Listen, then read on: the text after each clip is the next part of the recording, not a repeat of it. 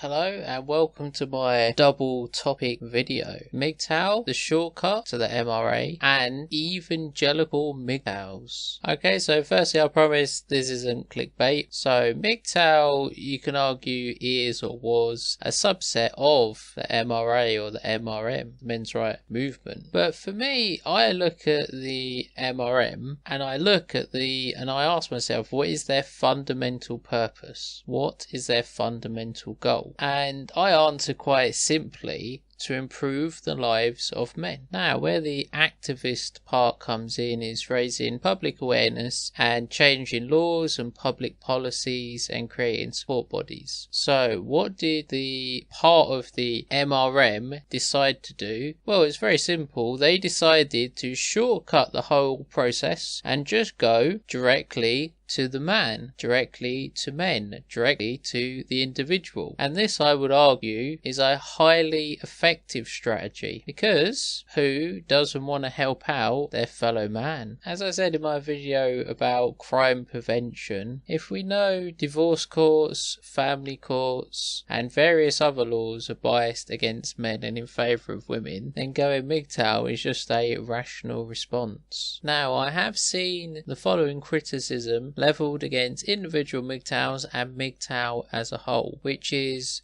okay, so you're a MGTOW, you're going your own way, why are you trying to convince others to go your way? Or why are you trying to convince them to go their own way? I actually take great issue with this question because it's fundamentally flawed. Let's take myself for example. I never got married, but I possibly could have. Without the knowledge that I've gained through MGTOW, I would not be able to make an informed decision on how to choose my life. Let me put it another way. Let's say men live in the United States. If we wanted to try to ensure the maximum number of them survive and possibly lead fulfilling and happy lives, MGTOW would be the way to go. Now, what is the alternative? Well, the alternative would be the blue pill gynocentric model, which is built on a foundation of lies and deception and ignorance. For example, even a child knows that divorce isn't a good thing. However, without studying it and looking into it, you won't know how bad it is. Why do people take issue with the evangelical MGTOWs and especially the MGTOW monks? Now, the MGTOW monk position, which is not getting involved with women at all and not having sex with women, why would you advocate for such a position? Well, it's very, very simple. It's the safest position possible within the current societies that we live in, talking about the UK and the USA. So let me put that into a sentence. A MGTOW monk is advocating for the safety of other men and their health and their well-being. Now, to criticise the monk's life and their life choices is a red herring. You're not addressing their position, and you can't argue that going monk is the safest possible position. Why do they keep making videos? Why do they advocate for these positions? It's very, very simple. It's called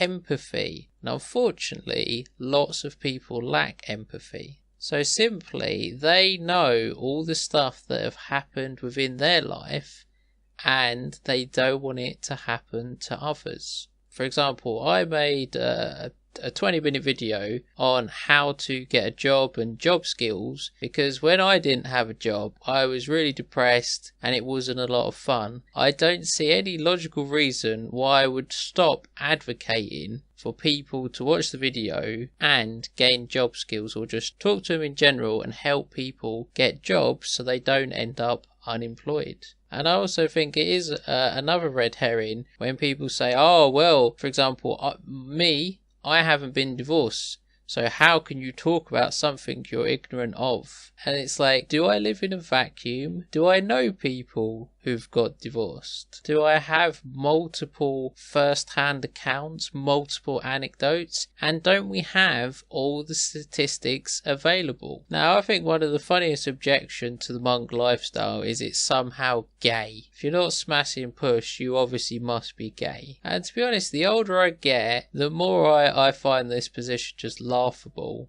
Because everyone loves to pat themselves on the back how humans are the most evolved species on the planet. Yet, if you're not fulfilling your primary biological function, you're less of a man. And to be honest, I kind of in my mind demote that person to basically an animal. Because that's basically what they're trying to be. Because that's all an animal can do. Now, I fully appreciate how strong the biological urges are when you're younger. And they do get weaker over the years.